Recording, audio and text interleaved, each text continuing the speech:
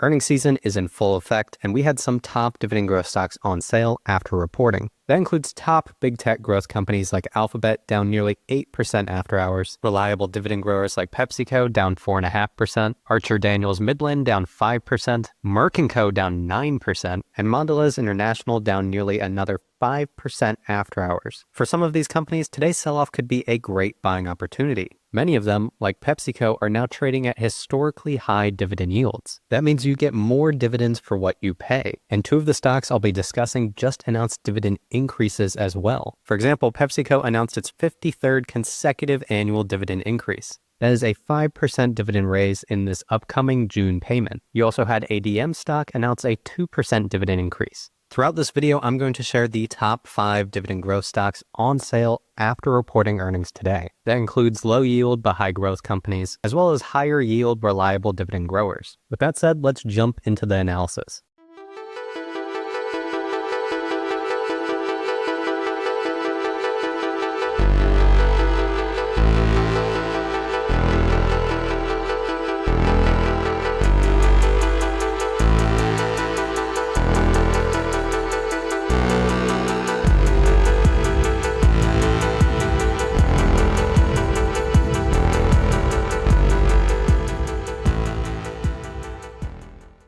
My name is Zach, this is Dividend Data, and you should leave a like and subscribe to the channel if you enjoy the video. Throughout, I'll be using the best stock analysis tool, which is available at dividenddata.com. Here you can get a full picture look at the financials of a stock, as well as a full dividend history on a company with every metric you need to determine dividend safety and future growth. First, let's start with Alphabet, ticker symbol GOOGL. This is known as being Google's parent company. The stock is down 7.3% after reporting earnings. And if we just take a surface level look, they slightly beat on their earnings per share estimates and slightly missed on revenue estimates. So why is the stock down? Luckily, I have my AI tool on dividenddata.com, and this is one of the best features. Right after a company reports earnings and they have their earnings call, you can ask the AI to summarize the report and the transcript of the call. That way you can get a breakdown of the financial performance in that quarter, as well as the commentary from management. And a lot of the time, the reason why a stock is down is in that commentary. So let's take a brief look at this latest quarter and then do a big picture stock analysis on the company.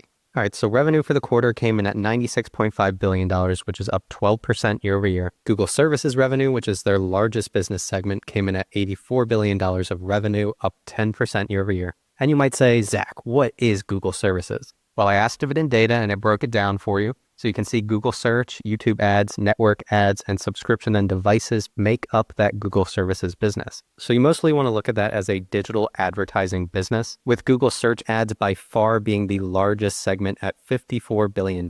Now, the nice thing is that is a large business that's actually very profitable and growing fast. That's all 13% year over year growth. And that's even in this environment where people say search is dying. I think that's definitely overstated. And then we have YouTube ads, which I would say is the second most important business in that segment. That came in at $10.5 billion, up 14% year over year. And then outside of Google Services, really the only other notable business segment is Google Cloud. That's up to $12 billion of revenue in the latest quarter, which increased 30% year over year. So Google Cloud is a very fast growing business, but it does not yet have the profitability and margins of Google's advertising business. And when we look at Alphabet's overall business, the overwhelming majority of their operating income, profits, and free cash flow come from that Google Services advertising business. And of that, as I just broke down, that is mostly Google Search ads. In Q4, they generated $32.8 billion of operating income, which is a 23% increase year over year.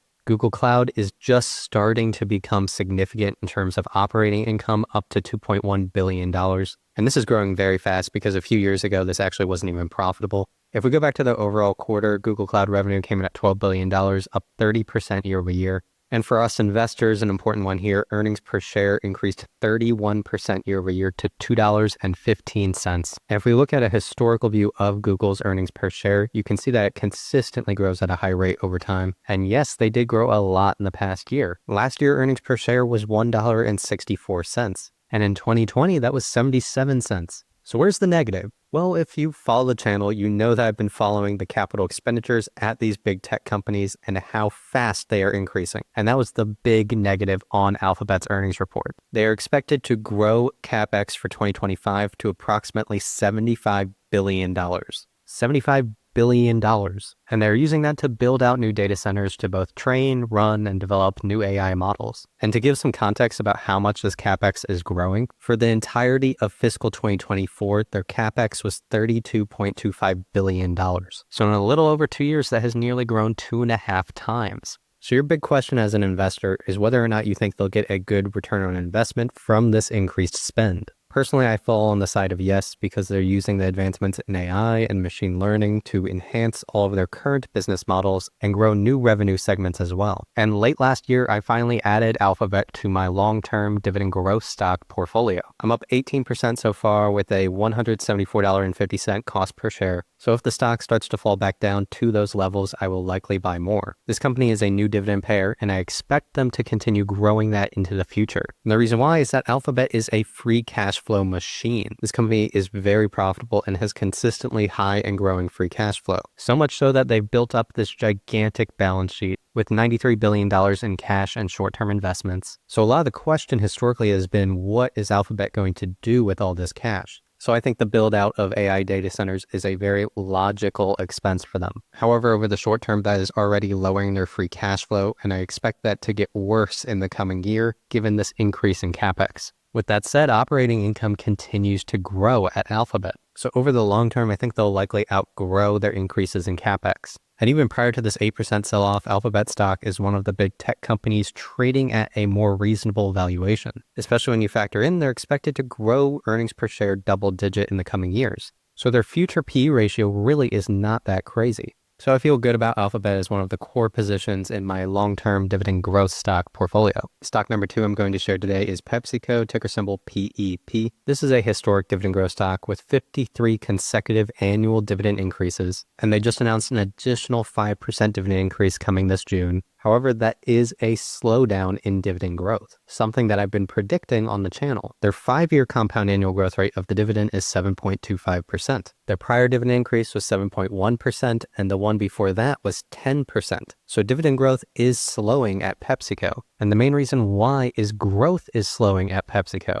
With that said, let's dive into their latest quarter. They beat earnings per share estimates by 1% and missed revenue estimates by 0.38%. In my opinion, a lot of the reason why the stock sold off is that there's not that much promising growth in the near term. On the earnings call, they gave guidance for low single-digit organic sales growth with strong international performance and gradual improvement in North America. In Q4, they also saw operating profit decline in several divisions due to higher costs and charges. So in my opinion, I thought PepsiCo stock was pretty overvalued from 2022 through really early 2024. So I would have argued a lot of this recent sell-off was pretty justified. However, the company is now starting to be priced more attractively. The PE ratio based on the trailing 12 months is now 21, and the dividend yield's up to 3.78%. That gives PepsiCo one of its highest starting dividend yields of the past 5 years. And really one of the highest starting dividend yields ever. This is higher than 2009. So if you're someone who's looking for a reliable 3.8% dividend that's going to grow around 5%, maybe more a year, and you want reliable dividend income, then PepsiCo may be a good play right now. Objectively, this is still one of the highest quality food and beverage companies in the world. It's PepsiCo and Coca-Cola. Those are the top 2. They own brands like Pepsi, Mountain Dew, Gatorade, and then they also have top snack brands like Lay's, Doritos, Cheetos, Ruffles, Quaker, etc. And that's really just scratching the surface. They own hundreds of different brands. I would say that PepsiCo definitely has an economic moat as well, so this is a reliable, stable business. It's high quality. And purely in terms of dividend yield, you're getting high quality at a discount. So this is a great dividend stock for someone closer to retirement who needs higher yield right now. And in terms of total return, this isn't that much of a slouch either. Since 1990, it's had a 3,100% total return. And it's not like during this time, this has been some high-flying growth stock. This is just compounding cash flow, dividends, and strategic acquisitions of new brands over decades. PepsiCo is not rocket science. Stock number 3 is Archer Daniels Midland, ticker symbol ADM. This stock fell off 5% today, and this is another long-term dividend growth stock. However, this sell-off has boosted the dividend yield now to 4.3%. They also just announced another dividend increase. That's a 2% dividend increase. So it's definitely not very much, but the prior dividend increases were 11% and 12.5%. And the amount of dividend increase for this company really depends on how their current economic environment is. As you can tell, their earnings per share fluctuates a lot, and that's because they are primarily a commodity business. So their earnings are heavily impacted by commodity prices. So how'd they do in their latest quarter? EBITDA was down 9% year over year and down 47% for the full year 2024. Adjusted EPS for Q4 was down 16% year over year. And if we take a look at their strategic initiatives they mentioned, you can definitely tell they are in cost-cutting mode right now. They announced targeted actions to deliver $500 to $750 million in cost savings over the next several years. And they also announced a targeted workforce reduction of 600 to 700 roles globally in 2025. So in terms of profitability and getting fit, that's a good sign for ADM. They also provided 2025 guidance for adjusted earnings per share in the range of $4 to $4.75 per share. So on the bright side for ADM stock, the company is pretty cheap, with a current price of $47.49, and let's say next year they hit that lower end of EPS estimates at $4 of earnings per share, then they're trading at about 11.8 times earnings. So in terms of your purchase price, this may be a solid entry point for ADM stock, and especially with dividend yield. This current dividend yield is one of its highest ever. Only during 2020 could you have gotten a higher dividend yield on your initial purchase. And that's not bad at all for a long-term dividend growth stock. For stock number 4, we have Merck, ticker symbol MRK. This is a very large healthcare drug company, which is typically a dividend growth stock. However, they have sold off a lot since early 2024. In fact, they now have a 31.8% drawdown from their 2024 high, and this has boosted the current dividend yield to 3.57%. The 10-year compound annual growth rate of this dividend is 6.55%. And they typically increase it on an annual basis aside from 2004 through 2011. I personally don't own MRK stock, but I know a few people in our dividend investing community do. I'm also not an expert in pharmaceuticals and most healthcare companies, so this is an area I typically skip. But let's break down their latest quarter to see if I can figure out why they are down so much today. On the surface, they beat earnings per share estimates by 2.38% and revenue estimates by 0.74%. According to their earnings report, they said they had challenges, though, in China, specifically with their Gardasil drug. I don't even know what that is. And shipments to China are temporarily paused to reduce elevated inventory levels. And in terms of future outlook, they say that despite current challenges, Merck is expected to have strong growth in the second half of 2025 and into 2026 through 2027. That's driven by its robust pipeline and upcoming new product launches. If we look at their pipeline, Merck has an expansive pipeline with 20 new potential growth drivers, many with blockbuster potential across therapeutic areas like oncology, cardiometabolic, immunology, and vaccines. And they actually gave very good guidance for fiscal 2025. Revenue is expected to be between $64.1 and $65.6 billion, and earnings per share of $8.88 to $9.03. And they're anticipating strong growth in the second half of the year. And if we compare that to full year fiscal 2024, that is a big increase in earnings per share. Now, I'm going to be honest, I read that and I'm not exactly sure why the stock is down so much today. So I'm going to ask my AI, why is the stock down 9%? What are the most negative parts of this report? And read any negative news stories on the company. So this is a little bit of a public experiment to see what it says here. It's reading the earnings call, browsing negative articles. So we have the Gardasil sales in China being down. All right, so this seems like that was expected to be a very big drug for them, and they're seeing weaker than expected demand. And the company has withdrawn its previous $11 billion target for Gardasil sales. Okay, I could see that if that was found out today, that could be a big negative for the company. Also, Medicare Part D is being redesigned, and they say that could negatively impact sales by approximately $400 million. And then they also noted a foreign exchange impact. So based on this is actually a pretty good breakdown. Good job, Dividend Data AI. Most of it seems to have to do with that China Gardasil drug. So be aware of that, and that's why the stock is selling off.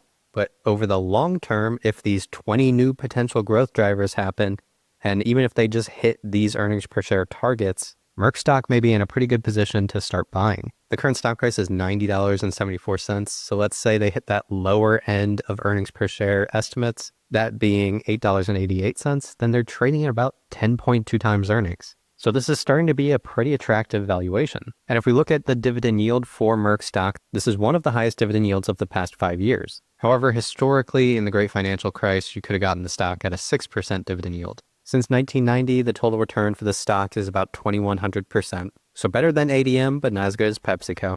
And then finally, for stock number 5, I have Mondelez International, ticker symbol MDLZ. They were down 2.25% on the day, and then they were down nearly 5% after reporting earnings. So this continues a large sell-off from 2023 highs. This is the chocolate company, but it's also diversified across different categories with around 48% of their revenue coming from biscuits. Chocolate's only 30% of their business compared to something like Hershey, where they're like 80% chocolate. But similar to Hershey, which I was analyzing previously on the channel, they are seeing a lot of negative impacts from high cocoa prices. And I know that's likely the negative before I even dive into the earnings report. On the big picture though, Mondelez is a dividend growth stock. The 10-year compound annual growth rate of the dividend is 12.1%. Their most recent dividend increase was 10.5%. And they have a current 3.35% dividend yield. And this is a sustainable dividend too, with a 66% free cash flow payout ratio and 50% net income payout ratio. If we dive into their latest earnings report, you can see highlighted right here the challenges. The main challenge highlighted was the unprecedented rise in cocoa cost. This is expected to pressure chocolate profitability in 2025. Mondelez plans to navigate this through revenue growth, management, cost savings, and targeted pricing actions. And in their 2025 outlook, Mondelez expected mid-single-digit revenue growth in 2025, but they anticipate roughly a 10% decline in adjusted earnings per share due to cocoa cost headwinds. However, they are aiming for EPS growth in 2026, which is contingent on cocoa price trends. And it's this news that actually sent Hershey stock down 3.43% after hours. And a little bit of a spoiler alert, I actually think Hershey is the better business in my opinion. And Hershey reports Thursday before market open, so I would not be surprised at all if there was continued downtrend throughout the week for them. But that might actually be a pretty interesting buying opportunity, and perhaps I might even roll up my sleeves and buy some Hershey stock. But over the short term, Hershey and Mondelez, a lot of their stock performance is going to be contingent on cocoa prices. And for context, cocoa prices are up 143% year over year. So this obviously hurts their profit margins. As I mentioned, Mondelez is a little less exposed to that compared to something like Hershey because they have a more diversified product portfolio. So this could be a pretty good long-term buying opportunity for the company. Their dividend yields up to 3.3%, which is the highest of the past 5 years. So this is definitely a top dividend growth stock that has sold off and is definitely worth having your eye on. But me personally, I have my eye more on Hershey, which reports on Thursday. And I'm kind of hoping this cocoa crisis gets even worse and these stocks keep falling down. So those are my top 5 dividend growth stocks that are currently on sale after reporting earnings. If you want to learn more about how I invest in my dividend growth portfolio, I just did a portfolio update. So definitely check that out if you want to see all my stocks. Or you can sign up to dividenddata.com where you can get live access to my personal dividend growth stock portfolio, as well as all the stock research tools I showed today. All of that is available at dividenddata.com. If you enjoyed the video, please leave a like, comment, and subscribe to the channel, and I'll see you in the next one.